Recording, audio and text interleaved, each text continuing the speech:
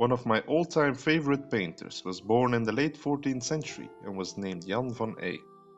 His name refers to Maas Eyck, the village he was likely born sometime between 1380 and 1395. What makes him such an important painter in art history is that he was one of the first artists to master the use of oil as a medium. During the Middle Ages, the fast-drying tempera was the most common medium, but this didn't result in the intricate level of detail that made Van Eyck's work so magnificent. Oil dries slowly, and by adding multiple layers on top of each other, he could paint incredible detailed scenes.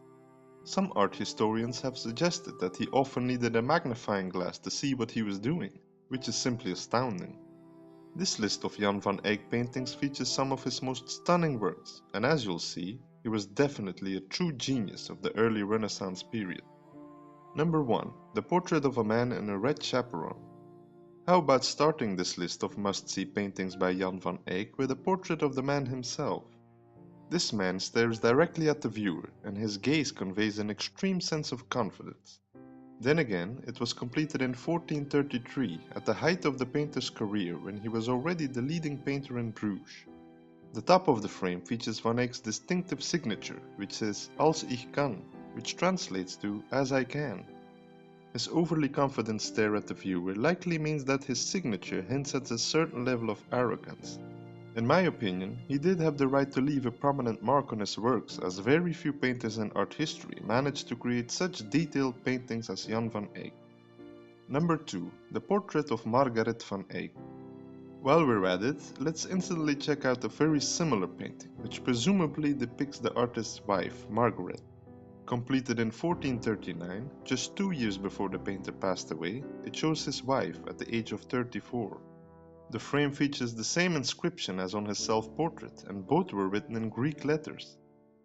The style is quite similar as well, so it has been suggested that this might have been a pendant painting for his Portrait of a Man. Another remarkable fact about the portrait of Margaret van Eyck is that it's considered to be one of the first portraits of a painter's wife in Western art history. Number 3. The Arnolfini Portrait. This is likely the most famous painting that Jan van Eyck ever completed, and there are several reasons for it. The first and most obvious is the fact that it's an incredible accurate depiction of a 15th century upper-class bedroom in Bruges.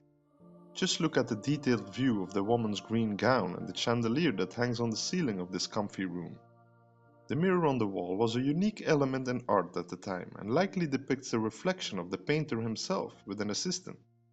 Art historians pretty much agree that this painting depicts Giovanni di Niccolao Arnolfini and his wife.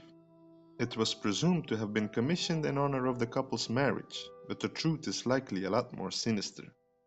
A more recent suggestion indicates that it depicts the man's first wife, Costanza Trenta, who died giving birth in 1433, which means that this is likely a memorial painting. Number 4. The Virgin and Child with Canon van der Paele. The Arnolfini portrait is likely the most famous painting by Jan van Eyck, but in my opinion, The Virgin and Child with Canon van der Paele is his best work. It depicts a typical worship scene of the Virgin Mary, who is seated on an elaborately decorated throne, accompanied by 2 saints. She holds her child Jesus Christ on her lap, and the man kneeling right next to her has been identified as Joris van der Paele. He was the man who commissioned the painting and was a local priest in Bruges at the time. His namesake, Saint George, stands next to him and literally presents him to Mary, while Saint Donation stands on the other side. It's a relatively large painting compared to some other paintings in this list, but you can stare at delicately painted details for hours on end.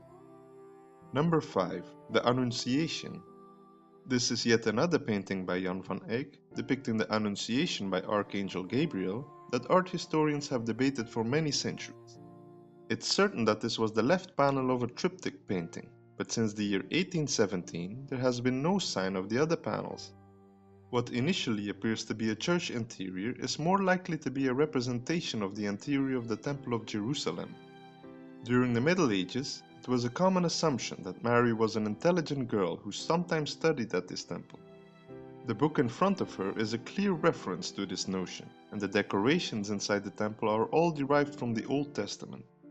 The history of this painting is quite remarkable as well, as it was once bought by the Tsar of Russia, but again sold by Stalin in 1930. Number 6. The Dresden Triptych. Where to even begin with this incredible masterpiece, the only complete extant triptych painting by Jan van Eyck. It still resides in its original frame and is the only non-portrait painting that bears his distinctive signature that says Als ich kann. Although it's a triptych with 3 panels, Van Eyck also painted the Annunciation scene on the outer panels in grisaille. The central panel depicts another version of Mary sitting on a throne while holding her child, set in a magnificent architectural interior.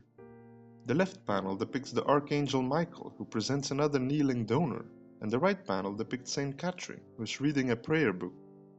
The level of detail is simply astounding, especially because the painting is barely 33 centimeters or 12.9 inches tall. Number 7. The Madonna of Chancellor Rolin. Jan van Eyck lived and worked in Bruges at the height of his career until he passed away in the year 1441. Bruges was an extremely wealthy city at the time, so he didn't have any problems finding patrons, which included members of the local government. This magnificent painting was commissioned by Nicolas Rolin, the Chancellor to Philip the Good, the Duke of Burgundy, at whose court Van Eyck worked. This man held this position for over 40 years, so he was one of the most influential people in this part of Europe at the time. The painting features a background with what is presumably an imaginary landscape, although it features references to Autun in eastern France, Rolin's hometown. If you look closely, you can see 2 figures here, which is likely the same image of the painter and his assistant, which you could already see in the Arnolfini Portrait. Number 8. The Portrait of a Man with a Blue Chaperon. Many wealthy merchants flocked to Bruges, a major port city back then, when Jan van Eyck was working there. This was also likely the case for this man, who wears a distinctive blue chaperon, a type of headdress that appeared to be popular at the time. Unfortunately, the identity of the sitter has been lost to history, and the painting has gone by a wide variety of names over the centuries. It was initially thought that the ring that the man holds was a reference to his profession as a goldsmith. A more recent interpretation is that the light-bearded man commissioned it to commemorate his upcoming marriage. Number 9. The Lucca Madonna. Here's yet another beautiful painting by Jan van Eyck that was likely part of a triptych, of which the wing panels have been lost. It depicts the Virgin Mary, similar to how Van Eyck painted her in several of his other works, on a throne with her child on her lap. The big difference with the other versions is that she is breastfeeding her infant, a type of art also known as the nursing Madonna. Another remarkable fact about this painting is that it's likely the painter's wife Margaret who served as a model for Mary. It's known as the Lucca Madonna because it was once owned by Charles II, the Duke of Parma and Lucca in Italy, in the early 19th century, and the name simply stuck. Number 10. The Ghent Altarpiece.